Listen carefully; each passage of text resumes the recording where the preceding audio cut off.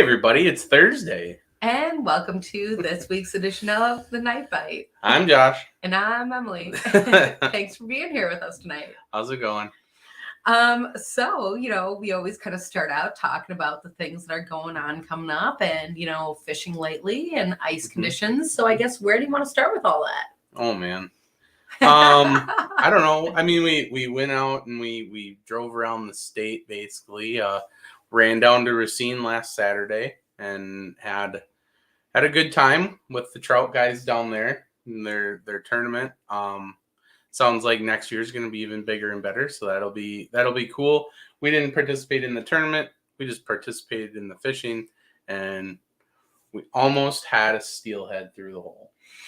And the funny thing about that is because it's kind of easy to scoff at that or whatever, but it's something that is a way different style of fishing than what we're used to. And so that really is a whole bunch of fun to kind of explore that and break out of our mold every once in a while.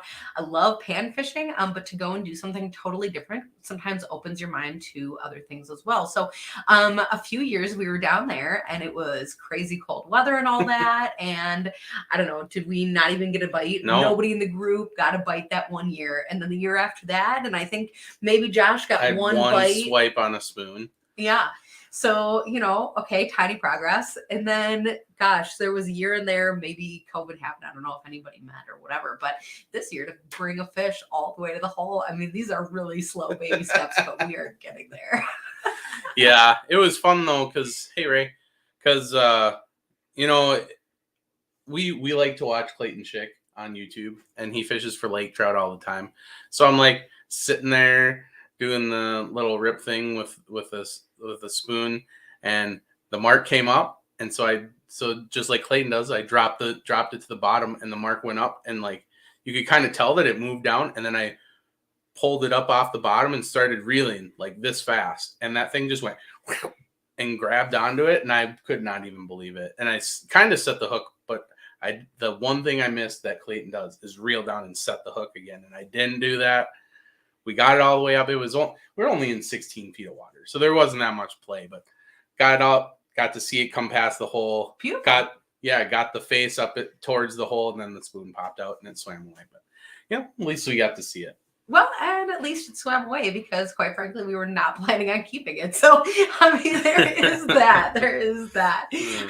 So, after all of that, though, we did have to take Sunday and we did have to go and do some local panfish. Mm-hmm. And I have to say in the last week and a half, our better days of fishing have been on those little days of warm weather that have come through. So yeah. I know it's not always that easy to generalize, but in the last week and a half, that's how it's been. As for our fishing this coming weekend, it looks like a cold front's coming, and so we'll see how that goes. Yeah, we'll see. Maybe northern Wisconsin will treat us better than our home waters have. So. But with that, we do have quite a bit of ice around our home waters. And, we were kind of in some backwater spots. So if you are on larger waters, I know on Winnebago, there's cracks and stuff all over the place. In Green Bay, you always hear something is going on. So especially if you are going out sturgeon spearing or whatever on those larger bodies of water, make sure to check the fishing clubs and the Facebook groups or wherever people are posting that information for those updates. Because, even being February, and this is that point in the ice season where sometimes you can find some really thick ice, but just don't overgeneralize that and know where you're going out to. Yeah, and especially on Winnebago, follow the trees, check in with the fishing clubs, check in with the bait shops, because, just the other day their crack opened up and you went out, and if you wanted to go 2 miles out, then you had to take a turn south and go down another 2 miles and then come back up. So the trees tell you where to go. The clubs will know. So just be safe. Yep. And with that, if you guys have fishing reports or ice conditions or whatever it is that you would like to share, that is something that we always love to hear about, because to see those trends across that ice belt is always a great thing to see. Yeah. And with that, if you have questions or comments for our guest as we, talk through this evening, then definitely put that in the comments as well, because we would love to talk about that with you guys. Absolutely. So let's bring him in. Welcome to the show, Cody. Hey, Cody. Hey, guys.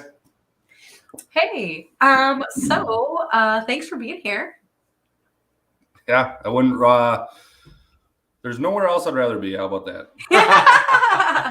I don't know. If we could be doing this from the ice, that would be more awesome. With a tip-up pin right over my shoulder. You could all see if the flag went up. Yep. Oh, whatever. Next time. But, for the people who are joining us, and maybe if anybody here has not met you yet, can you tell us a little bit about yourself? My name is Cody Shaw. I'm married with a 2-year-old daughter, 2.5-year-old daughter. I'm from Rosendale, Wisconsin, avid outdoorsman. I do a lot of fishing tournaments, duck hunting, and deer hunting. So that's pretty much what I do. I just bass fish and ice fish, mostly pan fishing through the ice. And so that's basically it. And then with that, are you doing tournaments this ice season? Yeah. A couple weeks ago, my partner, Tyler Phillips, and I fished a NAIFC qualifying event out of La Crosse, Wisconsin. And we actually took 4th out of that event against some of the best guys in the ice belt. So that was pretty cool. And then in case there's anybody who doesn't know NAIFC, can you tell us a little bit about that? It's the North American Ice Fishing Circuit, and it's basically like the pro circuit of ice fishing. So it's most tournaments are your biggest 8 and 8, so 8 crappies and 8 sunfish. And they travel all over. They have a tournament in Montana, North Dakota, Wisconsin, Iowa, Illinois, Michigan. So you can, if you really want to do a lot of them, you can travel all over the place and really do them. I know like the Montana events are usually trout. When you get to the Dakotas, sometimes like South Dakota, they had one a couple of years ago that was strictly perch only. So they just kind of, whatever that body of water is known for, that's kind of what they target and they focus on.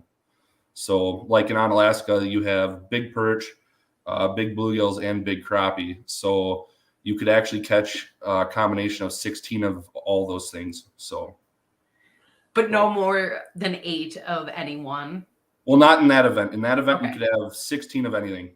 So we had, like, our bag had 12 crappie and 4 bluegills. So there was some guys that had 16 of all perch. There was other guys that had, a mix of a couple perch, a couple bluegill, a couple crappie, So, but like I fished one in Madison a few years ago, and that was 8 crappie, 8 bluegill. So. Yeah, that's really interesting. I appreciate hearing about, kind of the traveling around aspect of that, because I had always just assumed, honestly, that it was like Minnesota, Wisconsin, like more local than that. So, to hear that it is farther reaching than that is a really interesting thing to me. And actually then to realize that it's not just like a panfish circuit, like you're bringing up the trout and all of that. That's a really interesting aspect for, an angler to go into.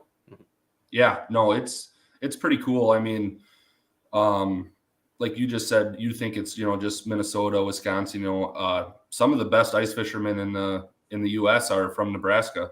And then there's some super good guys out of Michigan, and then even like those Dakotas or Minnesota or Montana, even those trout guys can catch panfish. They got to change it up a little bit, but it's pretty cool to see them come, because these qualifying events, if you finish in the top 10, then you qualify for their championship, and then everybody has to go and fish for panfish, which is up in northern Minnesota usually. So they usually have it like that's the first tournament of the year is the championship, so that's in December. And so like the last couple of years we've been going to what's called Naitawash, Minnesota, at the Pinehurst Resort. So yeah, they just fish different lakes in that area, and that's all 8 crappie, 8 bluegill. Wow. That is, really cool. So is this like every weekend, or I guess more than once a month with that many tournaments? It all depends. Like January, they might have a couple. February, they might have a couple. They might only have one in March, maybe one in December. It just all depends on ice conditions in that region and where they want to put a tournament on. So. Well, and I guess that's the other point about it is like you don't have to go to every single tournament. You're not signing up for the entire circuit. You're signing up for, the individual events that you're interested in doing, or maybe that are local to you. Yep. They used to do a team of the year, so they would take your top 3 finishes. I don't know if they're still doing that. It changed hands this year, so some things may be different than other years. But in the past, they've done a team of the year, and they would take your top 3 finishes. You get like first place is 100 points, second place is 99, so on and so forth, and go from there. And then so some guys would travel quite a ways. I've just typically tried to qualify for the championship, so I'll fish 1 or 2, and then if I qualify, I qualify. If I don't, I don't. So. Well, and that's a good attitude to have about it, because that's the thing, is like fish, sometimes they bite and sometimes you don't. You could know the lake, you could know the fish, you could know it all, and then some days it works and some days it just does not. Right. The biggest thing is, like, for me personally, is with a couple of the ice tournaments, is I would do really good with like one species and not as good with another. So like one year in Monoman, we had some really big bluegills and our crappies were not very good. So it's just really putting all the pieces together on both species for a full day, and hopefully you get a good bag. So.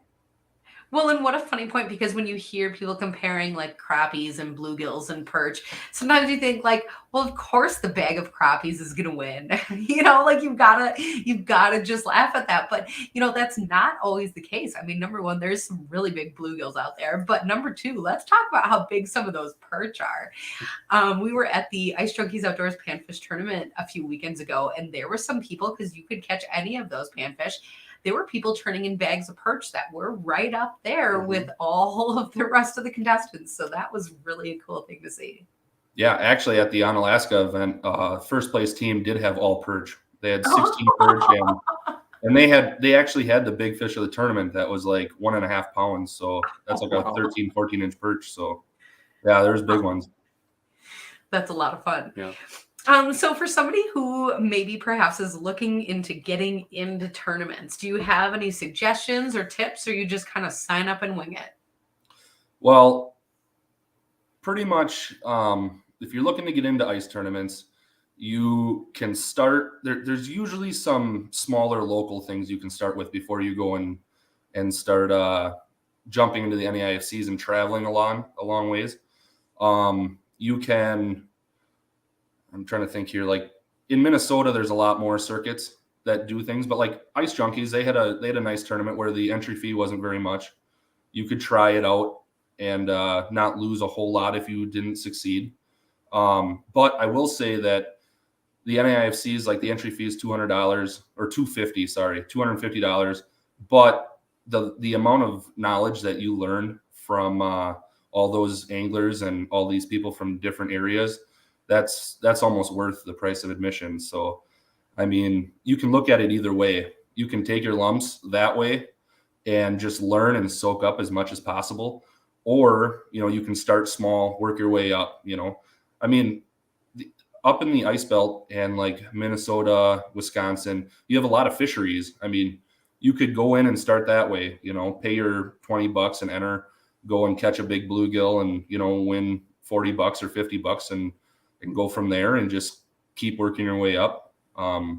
Also, you can join things like the Wisconsin State Panfish Championship, which it's a lot of money, but it's a good learning experience and anybody has a shot at winning. So can you tell us a little bit about that? Yeah. So the Wisconsin State Panfish Championship is the first tournament of its kind in the state of Wisconsin.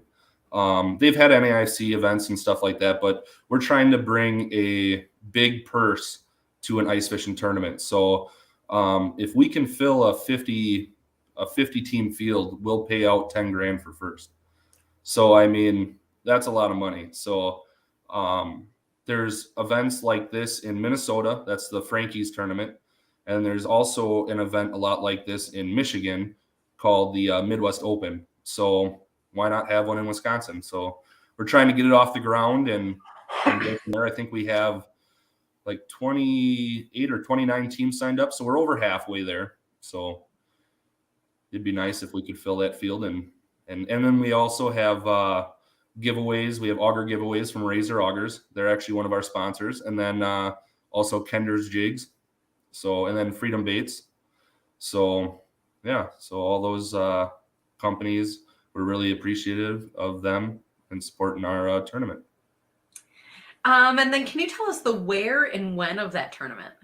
Yeah. The Wisconsin State Panfish Championship is being held on February 26th and 27th on Lake Redstone and Lake Dutch Hollow. So how it's going to work is the full field will fish day one on Lake Redstone, and it's a 7-and-7. So it's 7 bluegills and 7 crappie, or 7 sunfish and 7 crappie.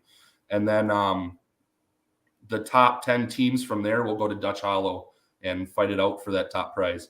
So, and we've got kind of a home base at the Voyager Inn in Reedsburg. It's a hotel and like banquet hall there.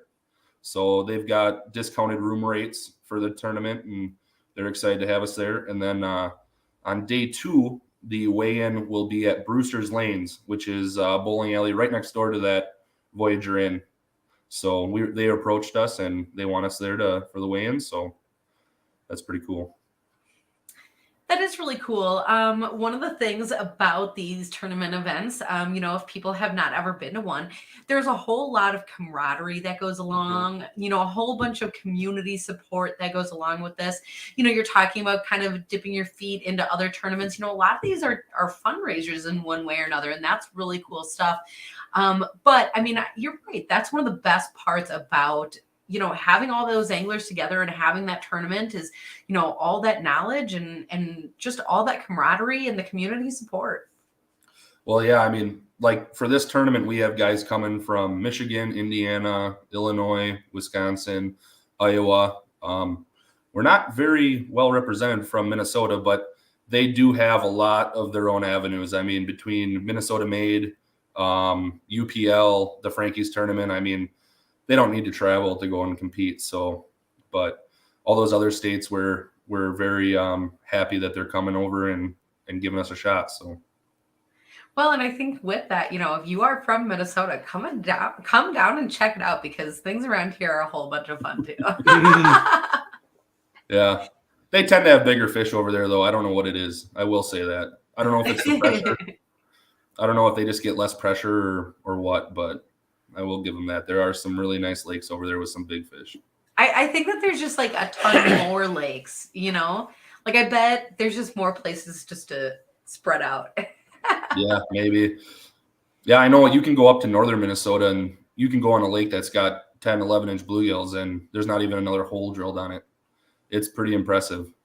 So there's just a lot of guys get sucked to like Leech, Red, Mille Lacs, Minnetonka, stuff like that. Those bigger inland lakes that guys can chase walleyes, they can chase eel pout, different things. They can still get into panfish if they want, but there's just so much to do. I mean, even in Wisconsin, there's you can decide, you can throw a dart at a map and just pick what you want to go do for that day. Like you guys went trout fishing or whatnot. So, I mean, it's whatever you want.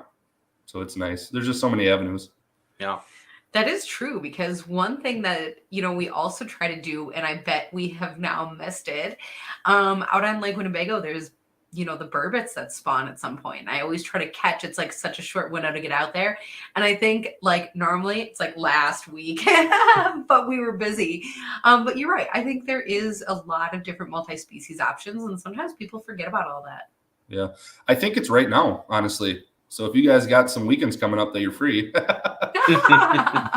but yeah, because I know have you guys ever competed or done that battle on Bagel?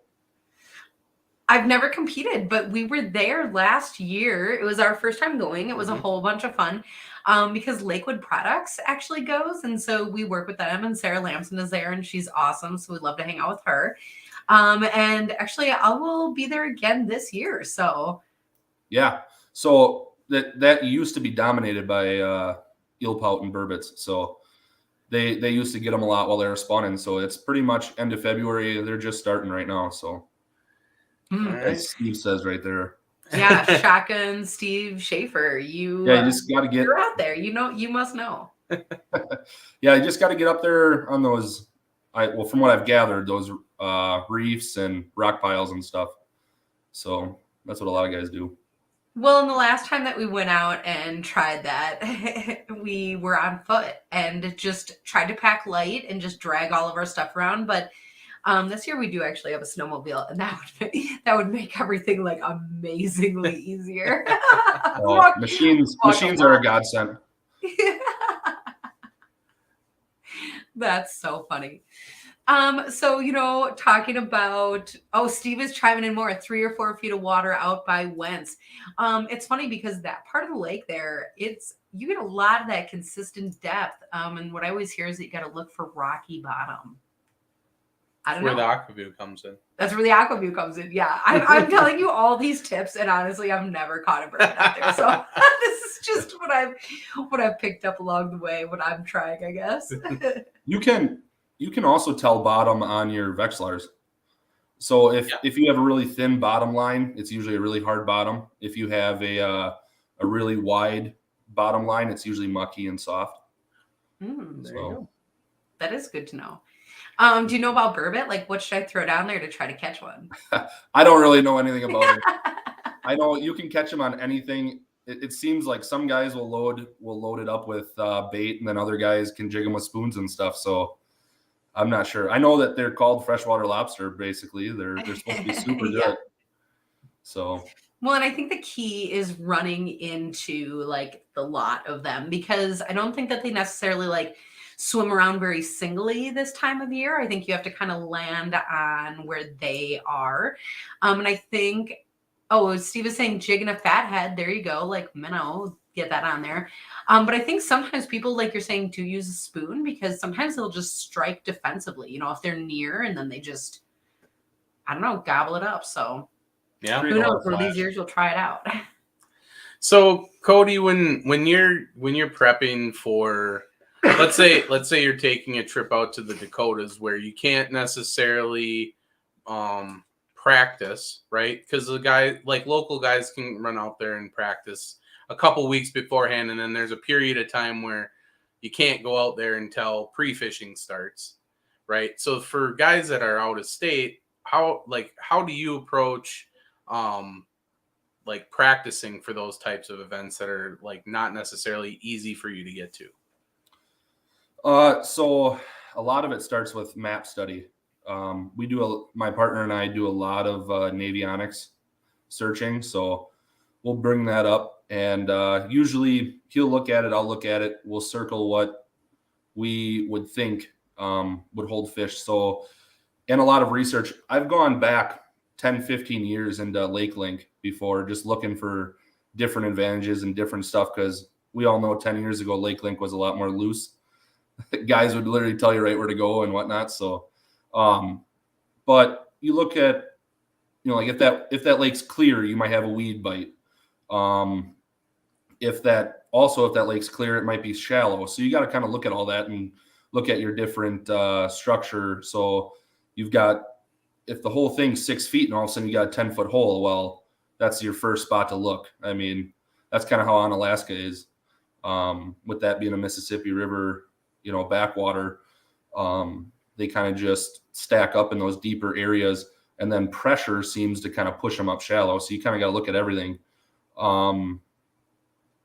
So you kind of got to just do your homework first before you even get there, before you look at the lake. And then once you get there, you start drilling holes, you start seeing, okay, if Navionics was wrong, because they're not always right. I mean, you can drill into we did a couple times on Alaska where it says it's a 4-foot hole and you drill into it and mud comes up. That kind of sucks. But yeah, so you just got to cover water, and live scope does help. I will say it helps close that gap on a traveling lake where you got to go a ways, because you can see 70 feet at a time and you still miss stuff. I mean, I will say it's helping people catch fish. It's helping people find fish. They do still have to catch them, but you still miss things too. I mean, you still can't see every inch of the water. I don't care what people say. You still can't. So, but yeah, from there we start to try to put it together. You kind of can see also sometimes where locals are fishing. I mean, if there are some locals fishing, usually fish houses are a good indication of somewhere to kind of look around. and start looking. So just different things like that. Use your resources. I do really love what you're saying about Lake Link, though, because I think that certainly it has evolved through the years and people share different things than they used to. But the other really great thing about that is, it is kind of starting to be an information bank. And so when you also start looking at things like, sometimes lakes have a cycle or fish change or, there's an ebb and flow of whatever species you're looking for. And sometimes you can kind of see little hints of that on these websites when they have that information out there. So if like, oh, the crappies have been down for a few years, the perch have been down for a few years, and they're coming back up, you can go and reference like what used to work or where they used to fish or, those different things that are on there. And I actually didn't ever think of that until you brought that up. So that's a really cool point. Yeah. So like when I come fishing around home, I am typically looking for a big fish. I like chasing big panfish. I like going after big bluegills, big crappie. So a lot of the time what I'll do is I'll read DNR reports, shocking reports, different things like that. And if they shocked a 10-inch bluegill, well, there's got to be more. So you just go and looking for them. And a lot of the time when we go to a new lake, we look at that. We look at the lake link and then we look at a lake map and we put all that stuff together and try to learn as much as we can before we even step foot on it. So yeah, I mean, there's a ton of knowledge out there if you just know where to look. So, well, and there's a couple things that maybe I would like if Emily and I can't compete. For one, we compete with each other, and that's about as much competition as we can handle. We have our own little trophies that we hand out to each other begrudgingly sometimes, but something that I would do or that I do when I go and I'm fishing a new lake is use Lake Link's a great resource, but some of the newer information like Ice Junkies Outdoors, and if you're going to like South Dakota, there's Ice Fish South Dakota, there's Ice Fish Minnesota, there's all these groups that you can go into the search bar at the top and you could type in on Alaska. You can type in, those lake names and then all the posts with those. And, you have to scroll through some because it's a lot of people asking questions. But if you go through the comments and pick through, you can get some good tips on like lure colors, places to try. Sometimes, people even bring up contour maps and they get pointed in a good direction. So in addition to Lake Link, like, utilize those resources too. Yep. Yeah. Yeah. As far as finding big panfish, though, I mean, I know you mentioned like looking at the map and looking for information, but like, I guess, how do you go about finding bigger panfish than the others? A lot of that is just based on the lake. Not every lake produces a trophy size fish, to be honest with you. So if you're fishing, if you're fishing your home lake expecting to catch a 14-inch crappie every time you go out, or even once and you catch 10 inches every time, there's probably a good bet that the ceiling is a little above 10 inches and that's what you're going to get. One of my favorite bluegill lakes, the bluegills will top out at 11 or 12 inches, but the crappies only get to like 11 and a half. So I haven't seen one bigger. So I don't know why that is, but some of them are it must be a strain of fish or what, but certain places, it seems like deeper, clear, weedy bodies of water can hold your bigger fish. I don't know. I can only speculate. So I think that deep water and weeds give them a lot more area to hide. So a lot more area to get big. Pressure also has a big thing to do with it. I know people say that lakes cycle. I think smaller lakes cycle a lot more because of overpressure. Just because guys will kind of fish it hard when it's good, and when it gets bad, they won't. So then obviously the fish come back until it's good. I think that we dictate cycles sometimes, but obviously I'm not a scientist, so I'm not gonna, don't take that and go put it online and say Cody Shaw told you this. But because I'm just a Joe Blow that likes fishing. So that's just kind of my take on it and what I've noticed. So, but you can do certain things to catch bigger fish. Certain places fish are super aggressive, like let's say a river system. So you can kind of bulk up your bait and you can go with a like some sort of blade bait, a minnow. And if there is a lot of pressure, you can also downsize and possibly get those bites too. I mean, I personally haven't bought live bait in probably 6-7 years. I use strictly plastics. It probably bites me a little bit sometimes on a tough like bluegill bite, but it seems like plastics will produce a big fish also, and you'll usually catch some bigger fish in that area.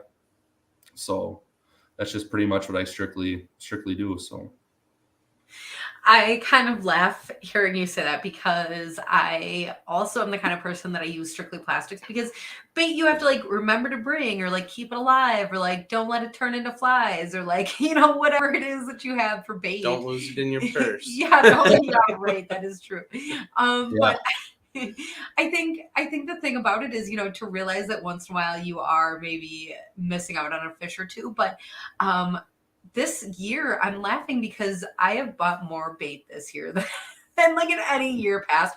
I just feel like in some aspects it's been tough. You know, it's been I don't know, a tougher year fishing, and so we've relied on that a little bit, but it isn't always a live bait that works better. And sometimes I find the live bait being like a trap, and I'm like, well, I should just put this worm on because that's what fish will bite. And then it's like, no, sometimes I do way better on plastics. Yeah, I mean, we've been fishing a lot of cold fronts, so like our like central Wisconsin, even down by you a little bit, like we've been getting those clipper systems. Like I think we're on number 8 tonight, and it's like every other week is these clipper systems, and so it's a pressure system that comes in and out really quick, and we always hit it. It's been hitting weekends hard, and that's our time to fish, and so we have been keeping bait on hand. One thing that we've been trying to do a little bit more, especially when we're fishing crappies, is put out our dead sticks.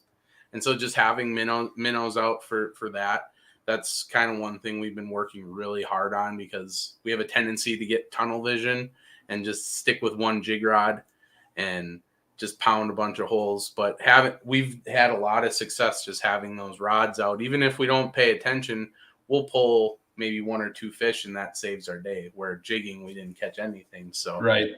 You know, so it does pay to have at least something with, but I do think you're right. Like the plastics do tend to pull a little bit bigger fish just because they seem to not be as skittish.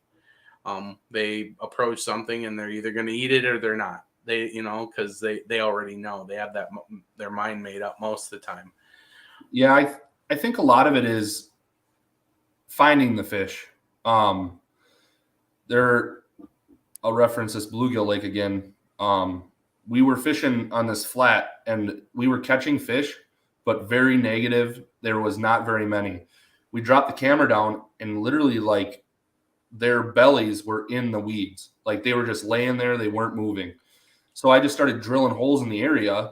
Next thing you know, I found a school of bluegills that were up, and they were maybe in 15 foot of water. They were 8 foot.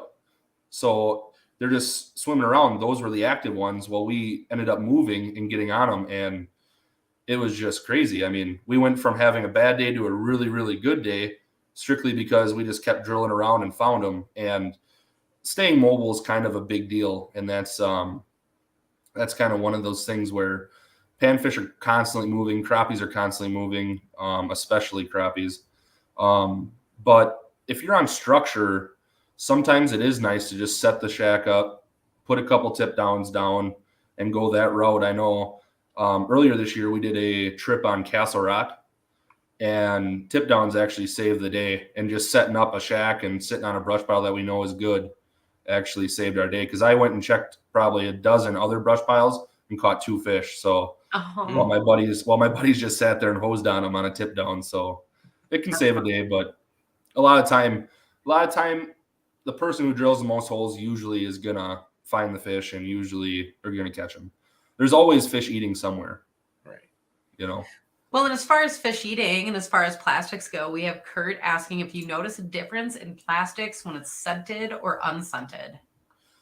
I personally have not. I don't even necessarily care for my bass plastics in the summertime if they're scented or not. I mean, it's all a confidence deal. Everything's a confidence deal. I know pan fishing, a lot of it's anise oil, so it's kind of like that licorice. Some guys swear by it. I've had it where I've had a bag with the anise and I've had a bag without right next to it, and I've grabbed it out of both. I think it's a lot of it's a lot more of the action, personally. But it's so much of fishing is confidence. So if you have that jig that you're confident in, you have that plastic you're confident in, you've got to have that down the hole, at least to start. If you start, a lot of the time, if you start rifling through them, I don't know if you're, personally, I don't switch at all. So I'm probably, when it comes to ice fishing, I'm so simple. I use a gold 3mm jig, and I use like a variety of different color plastics. So I use white, red, black, or purple, and that is it. Black and purple, well, sometimes green pumpkin too, I'll say, or green. Those black, purple, and green typically is on a clear lake.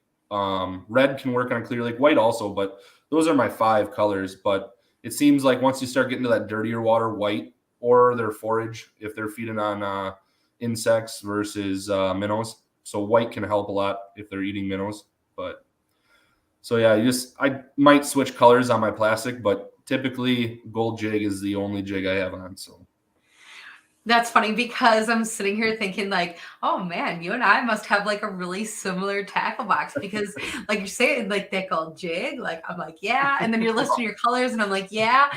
And then I'm like, yeah, but you maybe like I need an orange one. And then I'm like, yeah, maybe I also need a chartreuse one. And then I'm like sitting here thinking about all the colors and it's Yep.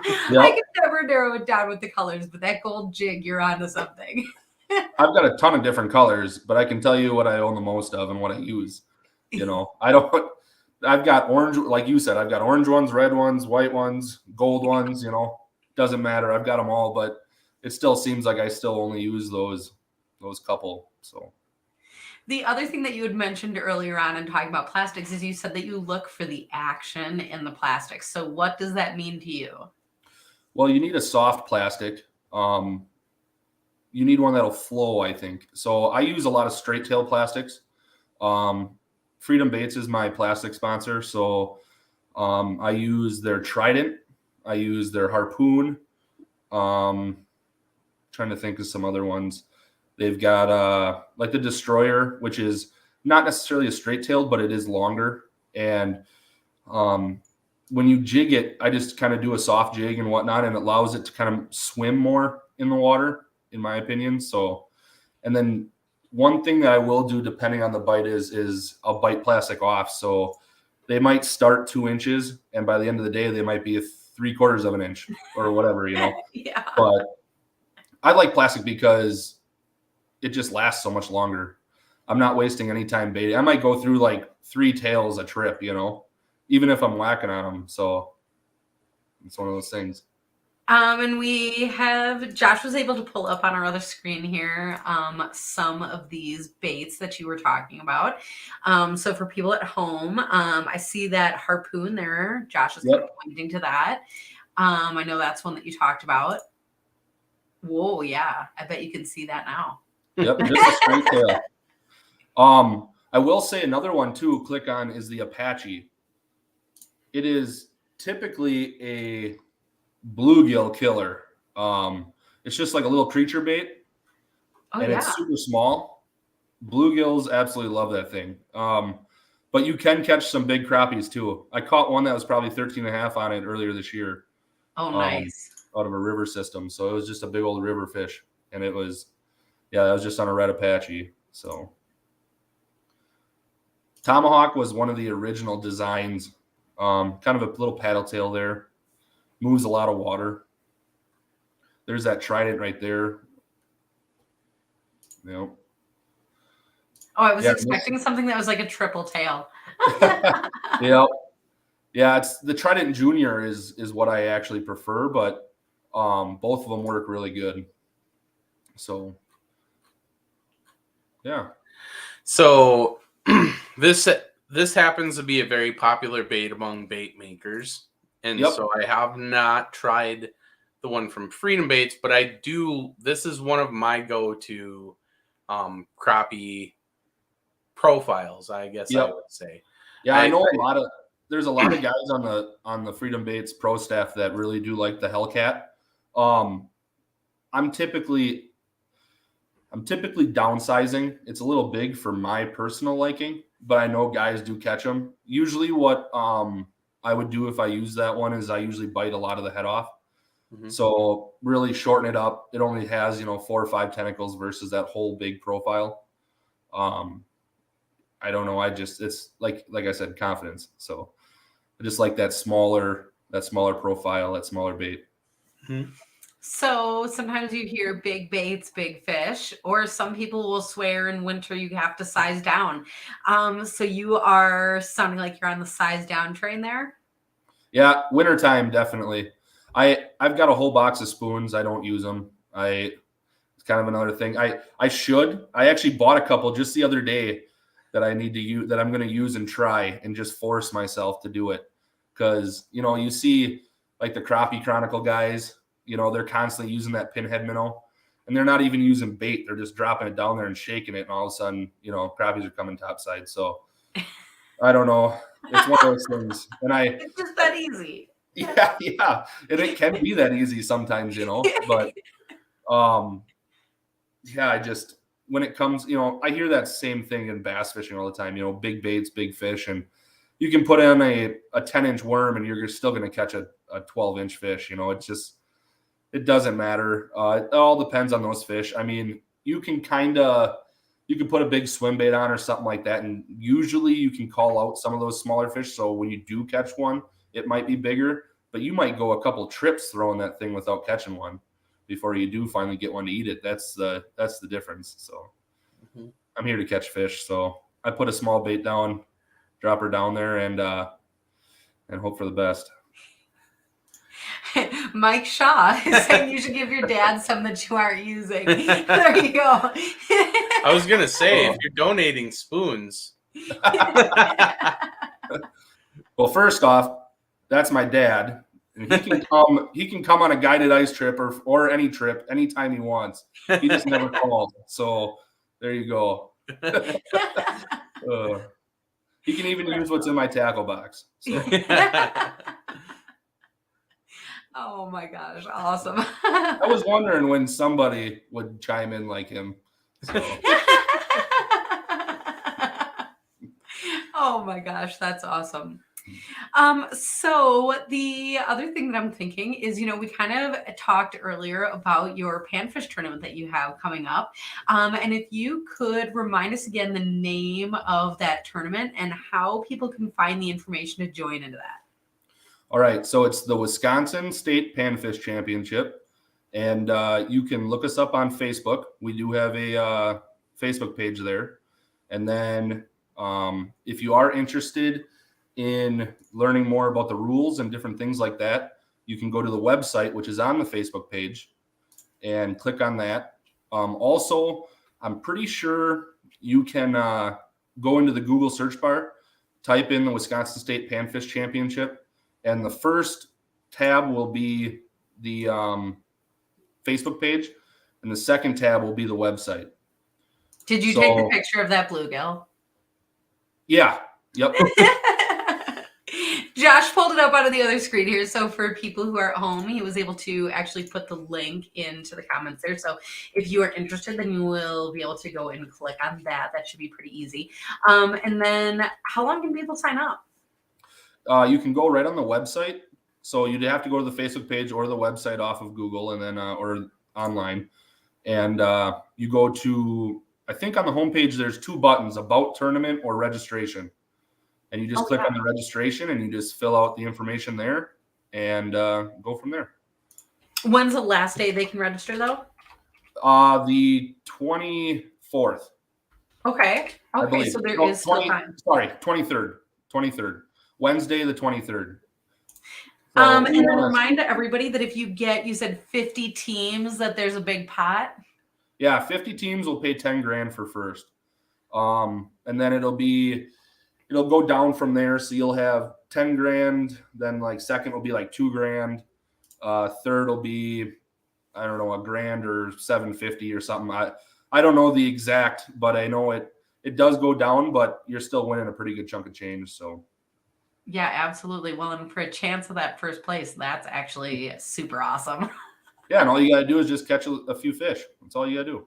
It's just that easy. Yeah, Yep. That's what with those spoons, right? That they just drop down the hole. Yeah, that would be an expensive 16 fish mount. Yeah. If you were to win it, you just keep them all from both days and just get a big mount with your money. You don't even have to worry about it. Wall somewhere in your house. Yeah, remember that one time I won 10 grand? There they are, right there. There's all the fish and the money. Yep. That's funny. So, I mean, I was just gonna say we're really excited about it. We're just hoping that we get a couple more teams and we can bump that pay up a little bit. I know right where it's at right now, it's like 28 teams, I think it is. And if let's say we don't get another team, it'll be somewhere around 4,500 or 5 grand for first. So that's really awesome. Well, that's still quite a bit of money. So yeah. Well, and we will definitely try to share it out on, the Crappie Junction page, and even ours as well, because, especially being a Wisconsin tournament, we're from Wisconsin, and, I think that we've got to start like showing off what our local waters have to offer, Yep. Yeah. I mean, I will say that Redstone is known more for numbers. There are giants in there. There's a little like bragging board going around at the one fishing club, and a guy caught one that was 16 3/4. So that's a huge crappie. But it's more known for that. You can go there and catch a limit pretty much anytime you want, it seems like. So, and then the other lake, the second day Lake Dutch Hollow, that one we're hoping shows out a little bit because it does have some really nice fish in it. So we're kind of hoping that we would get guys through the first day and they would be like elated to go on the second day because hopefully they'd be chasing some bigger fish, but we'll see. Who knows? I know I've gotten mixed reports from different people that have actually been pre-fishing, and who knows? So they're fishermen, so they could be lying too. You never know. Yeah. Right? That's for sure. That's funny. Well, and every fish is different, so we'll see how, and with the weather, how it all goes. That's just in a few short weeks coming up. So looking forward to hearing the results of that. Yeah. Cool. We will definitely share along that link, and people can go and do that. But for tonight, thanks for being here. Hey, thank you guys. Thanks for having me. I appreciate it. Yeah. Yeah. And to the people at home, thank you guys for being here as well. Because I always love to share the stories and hear the questions and all of that good stuff. And go and sign up for that tournament because I'm hoping one of these listeners will win. Yeah. But otherwise, we're looking forward to seeing you on next week's edition of The Night Bite. Night, everybody.